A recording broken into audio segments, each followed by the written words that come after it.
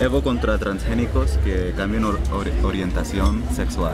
So this is La Opinión newspaper. It's the front page of the second day of the front page of the newspaper, second day of the Cumbre, of the global conference on climate change, and it's in reference to Evo's inauguration speech yesterday, where he was talking about how industrialized farming uses hormones to fatten up chickens, and how the chickens that are then farmed and eaten by people shift the just the reproductive systems of females and can lead to a failed development of maleness, testicles, and etc. And I just wanted to take a second to kind of point out that this is taken way out of context. It's an exploitation of a comment that he made.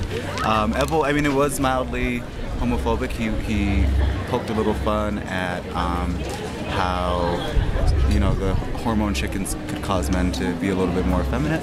Homophobic, sexist, mildly. It doesn't make it great, but it doesn't. I for one don't think that it was a direct commentary about sexual orientation.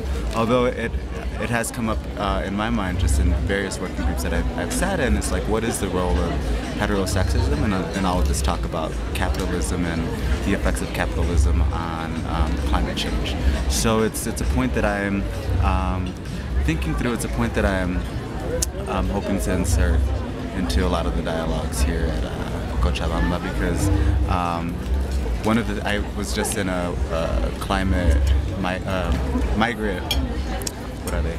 Climate migrant? Climate migrant working group that talks about migrants that are displaced and forced migration that's due to climate change.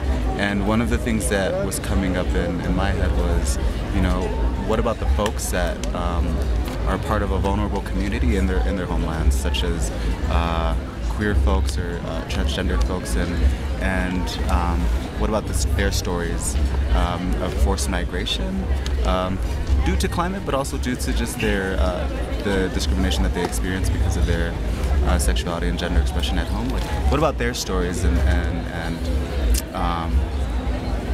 the conditions that they find themselves in, the limited options that they have once they migrate and arrive to the United States, for instance. So, question that I'm asking, question that I'm posing in some of these working groups and some of the discussions, really trying to figure out how, you know, all of this talk about climate change is linked to the struggles of LGBT folks in the North. Okay.